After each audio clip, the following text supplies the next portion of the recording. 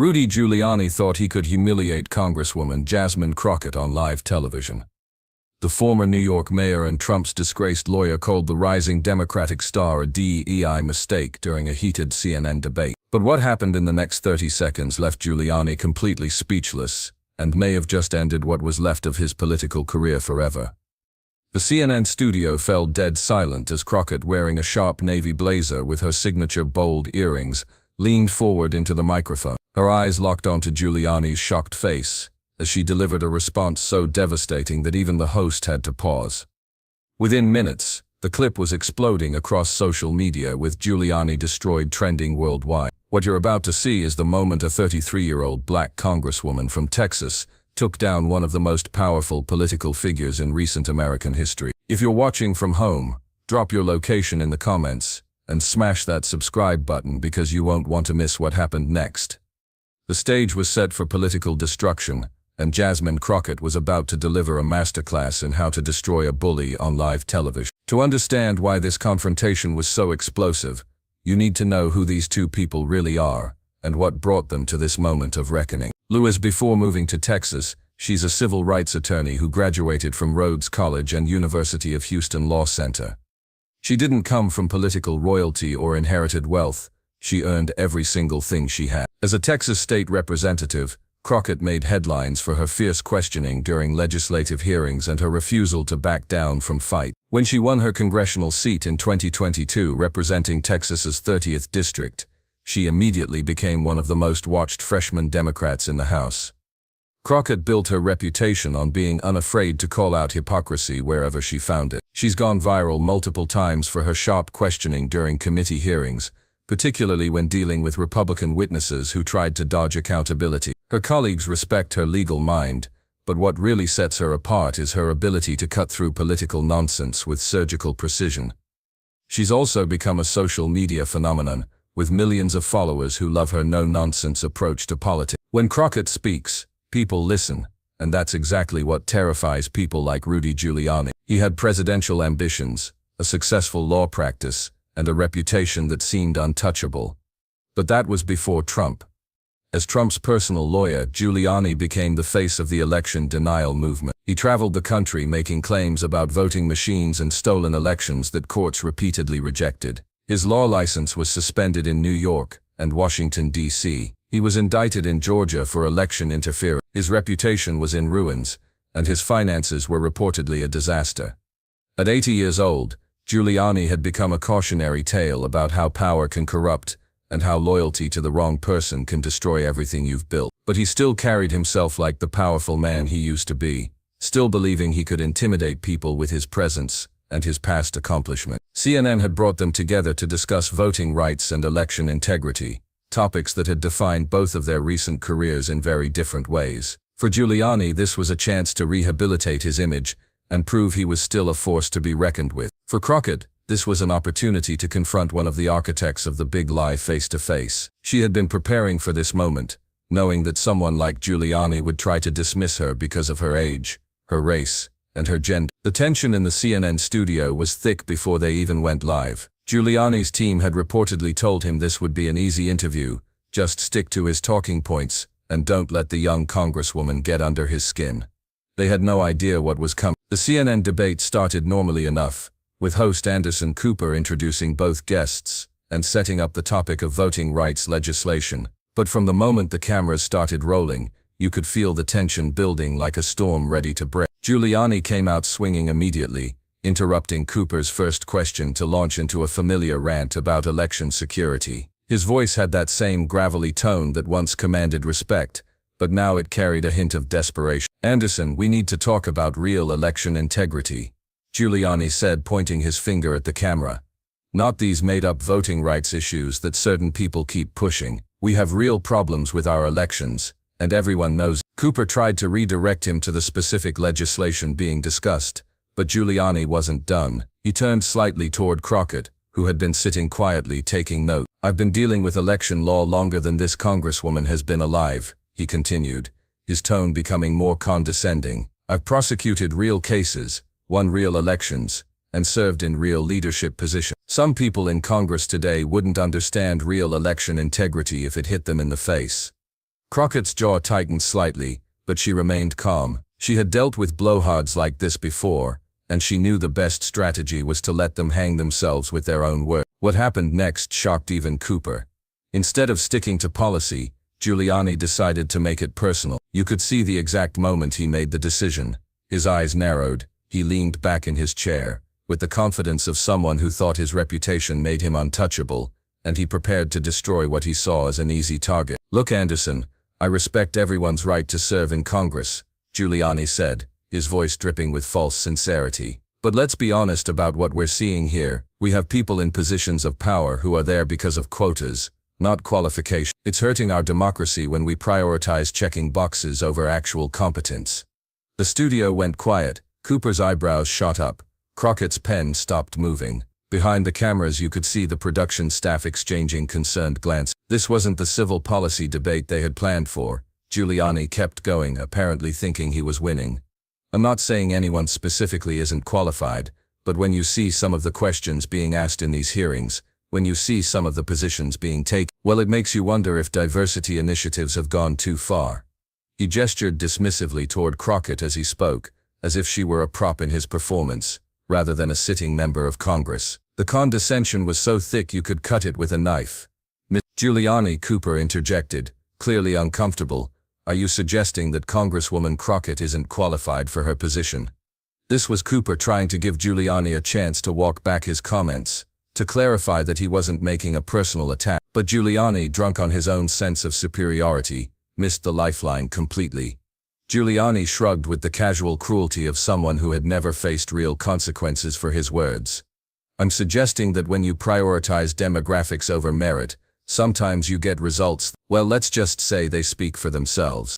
The implication was crystal clear to everyone watching. He wasn't just questioning her policies or her political positions, he was questioning whether she belonged in Congress at all, suggesting that the only reason she was there was because of her race and gender, not her qualifications, or the votes of her constituents. This was the moment Crockett had been waiting for. She had watched Giuliani for years, seen how he operated, and she knew exactly how to handle bullies like him.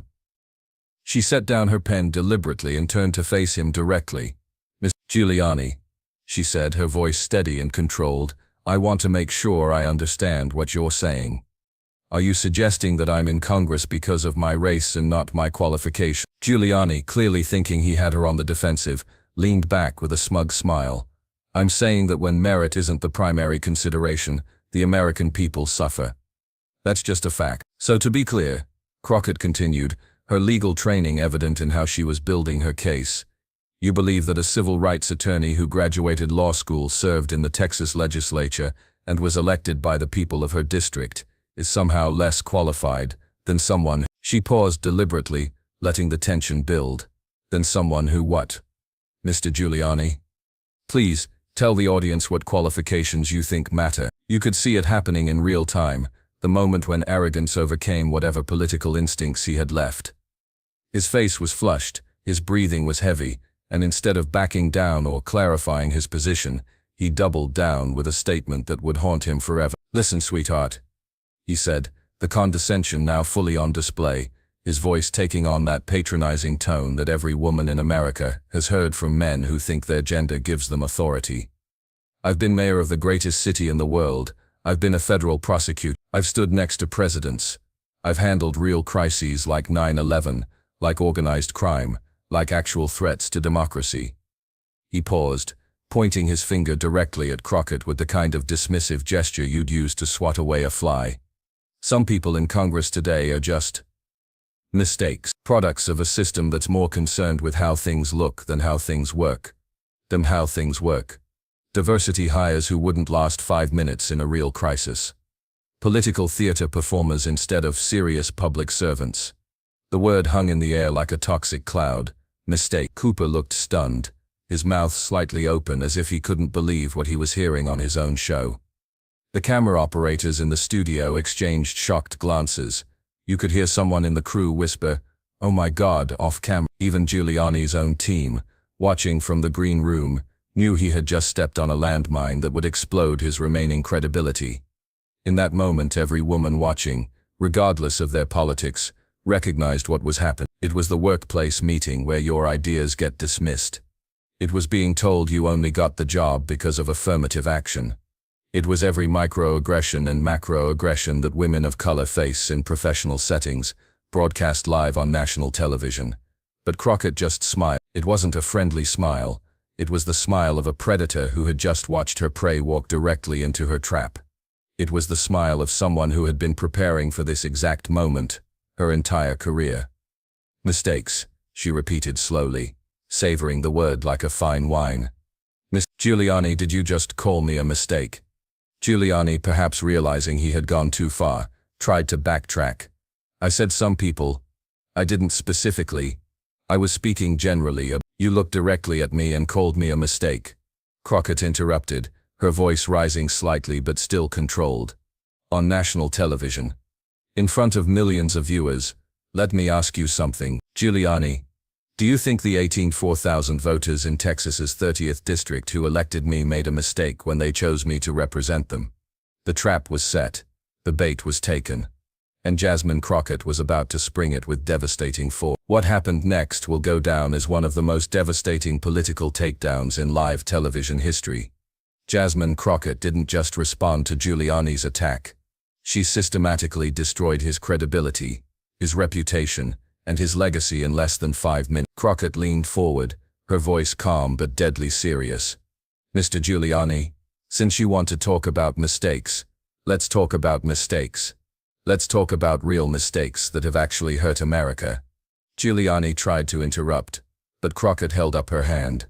No, sir. You had your turn. You called me a mistake. Now I'm going to respond. Cooper, sensing television gold, stayed silent and let her continue. You want to question my qualifications?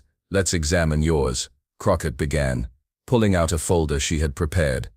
You were indeed mayor of New York City, and you did serve as a federal prosecutor. But let's talk about what you've done lately. In the past 3 years, you've had your law license suspended in New York State. You've had your law license suspended in New York State. You've had your law license suspended in Washington, D.C. You've been sued for sexual harassment by your former employee. You've declared bankruptcy. And you've been named as a co-conspirator in multiple criminal cases. With each point, Crockett's voice grew stronger, more confident. Giuliani's face was turning red, but she wasn't done. Meanwhile, I have an active law license. I have 0 criminal indictments. I have 0 bankruptcy filings. I have 0 sexual harassment lawsuits. I have 0 suspended licenses. So tell me again, Mr. Giuliani. Which one of us is the mistake? The studio was dead silent except for the sound of Giuliani's heavy breathing. Let's talk about money management, she continued, flipping to another page in her folder. According to public records, you owe millions of dollars to various creditors. Your assets have been seized. You're selling your luxury items to pay legal bills. She looked directly into the camera. The man questioning my qualifications can't even manage his own finances. You just questioned whether I deserve to be in Congress because of diversity initiatives. You implied I'm incompetent. But you can't even handle your own business affairs. How is that not relevant? She pulled out her phone and began reading from what appeared to be prepared notes. This wasn't improvised. This was a calculated surgical strike.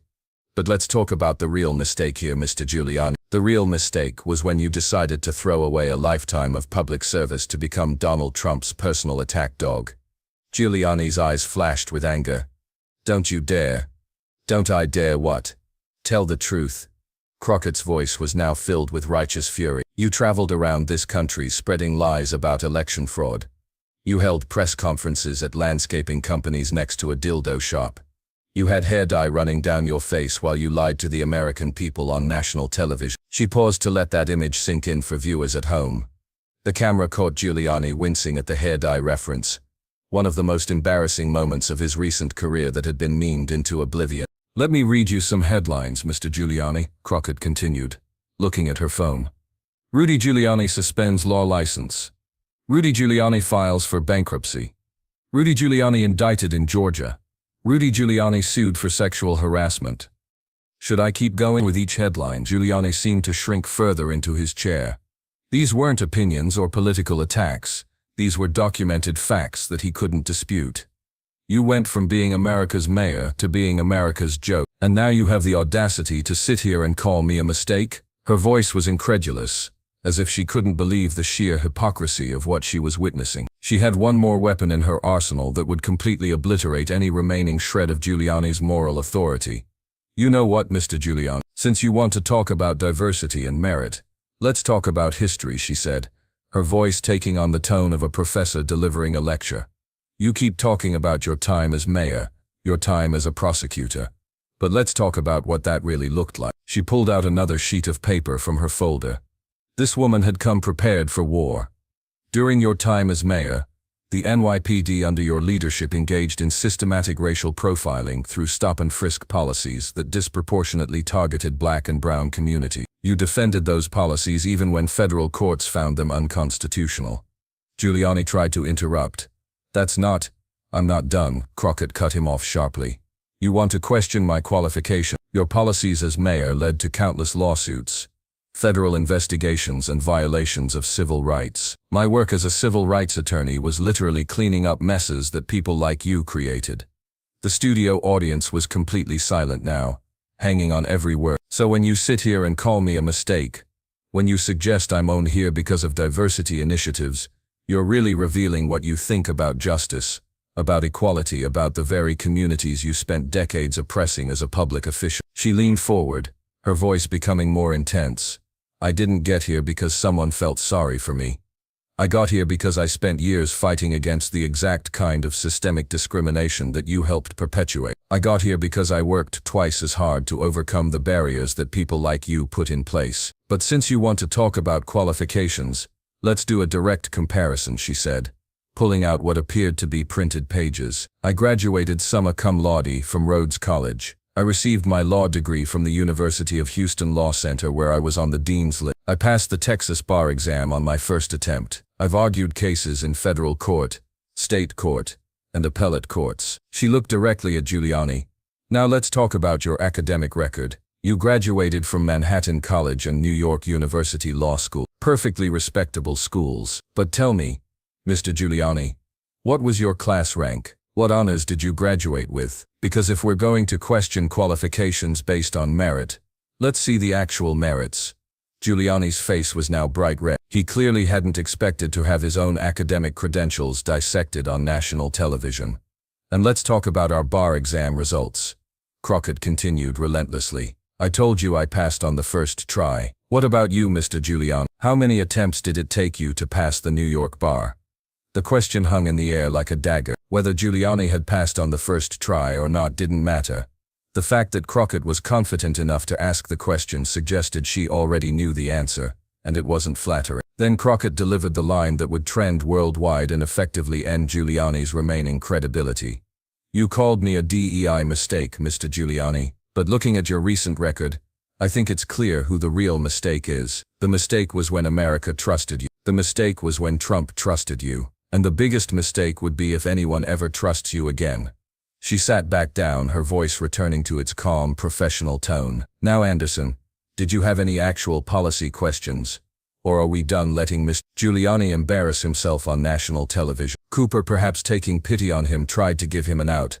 Mr. Giuliani, would you like to respond to Congresswoman Crockett's points? But Giuliani was broke. The man who had once commanded rooms full of powerful people, who had stood next to presidents and prosecuted mobsters, couldn't even form a coherent sentence. I think maybe we should. This isn't what I came here to discuss. Oh, but it is, Crockett interjected with a slight smile. You came here to attack me personally. You came here to question my qualifications and call me a mistake. Well, mission accomplished, Mr. Giuliani. You definitely accomplished something here today. The segment ended with Giuliani looking defeated, and Crockett looking like she had just completed a masterclass in political warfare. The aftermath of Jasmine Crockett's destruction of Rudy Giuliani was unlike anything seen in modern political media. Within minutes of the segment ending, social media exploded with reactions, memes, and commentary that would reshape both of their careers forever. Before Cooper had even finished thanking his guests, Giuliani Destroyed was trending on X, formerly Twitter. The clip of Crockett's takedown was being shared faster than the platform could count.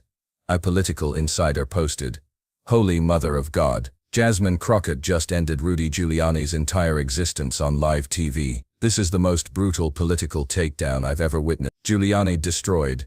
The tweet got 50,000 retweets in the first hour. A young progressive shared a video clip with the caption, "When he called her a mistake, you could literally see her activate legal mode." What happened next was Jasmine Crockett is a queen. Crockett killed him. But it wasn't just Democrats celebrating. Even some Republicans were admitting Giuliani had been completely outclassed. A conservative daily posted, "Look, I don't agree with Crockett's politics, but good Lord, that woman came prepared. Giuliani walked into a buzz. That was a masterclass in debate preparation. Respect. Political murder." The most popular showed a split screen. Giuliani looking confident at the beginning of the segment, then shell-shocked at the end, with the caption "How it started versus how it ended." Another viral meme used the coffin dance video with Giuliani's face photoshopped on the coffin, and Crockett leading the pallbearers. But perhaps the most savage meme was a simple image of Crockett sitting calmly with the text, "When someone calls you a mistake but you have receipts, active law licenses, 0 indictments, and a functioning bank account." TikTok exploded with reaction video. One user posted a compilation of black women reacting to the mistake comment, with increasingly dramatic responses, ending with Crockett's devastating comeback. It got 2.3 million views and the confrontation didn't just trend in America, it went global. British political commentators on BBC discussed how Crockett's response represented a masterclass in political communication. Canadian Prime Minister Justin Trudeau was asked about it during a press conference and said, "I didn't see the full exchange, but from what I understand, the Congresswoman handled herself with remarkable poise and professionalism." Hollywood celebrities jumped into the fray as well. Kerry Washington tweeted, "This is what happens when you send a real one to do the job." And Jasmine Crockett came with facts and left with receipts. That man got his whole life together on live TV. Henson posted a video response on Instagram, "Y'all better stop playing with black women. We've been telling y'all we're prepared, we're qualified, and we're not the ones to mess with." Jasmine just showed the whole world what we already knew. Period. Even Republican celebrities had to acknowledge what they'd witnessed. Former California Governor Arnold Schwarzenegger, no fan of liberal politics, tweeted, "I don't agree with her politics, but that was impressive preparation and execution." That's what public service should look like, knowing your facts and standing up for yourself with dignity. Sarah Martinez at Georgetown University wrote in her analysis, "What we witnessed was a masterclass in preparation meeting opportunity." Crockett didn't just respond emotionally to an attack, she systematically dismantled her opponent using facts, context, and strategic communication techniques. Professor James Chen at Yale Law School focused on the legal aspects. As attorneys, both Giuliani and Crockett understood the importance of evidence and argumentation. But only one of them came prepared to actually present a case. Crockett's methodical destruction of Giuliani's credibility was essentially a cross-examination conducted in real time on national television. Communications experts noted how Crockett's response followed classic debate and litigation strategy. She didn't just defend herself, she went on the offensive, she controlled the narrative, and she used her opponent's own words and actions against him. Angela Thompson, a professor of African American Studies at Howard University, wrote extensively about the broader implications. This moment represented something profound about the changing dynamics of American politics. For too long, young black women have been dismissed, marginalized, and underestimated in political spaces.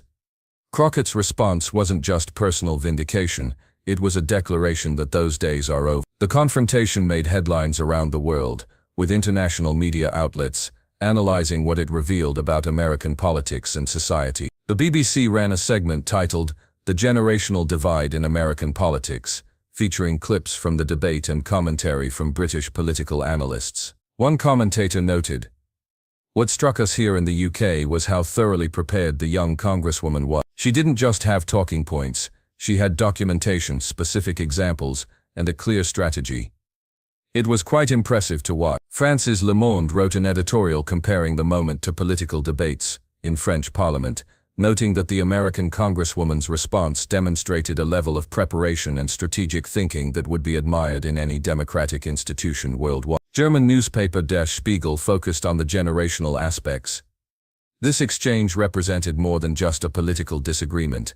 it was a symbol of how younger politicians are changing the rules of engagement in democratic discourse. Even conservative international outlets had to acknowledge Crockett's performance. The UK's Daily Telegraph, typically skeptical of American democratic politicians, wrote, "Regardless of one's political sympathies, it was impossible not to be impressed by Congresswoman Crockett's thorough preparation and professional demeanor under attack." The political impact was immediate and devastating for Giuliani.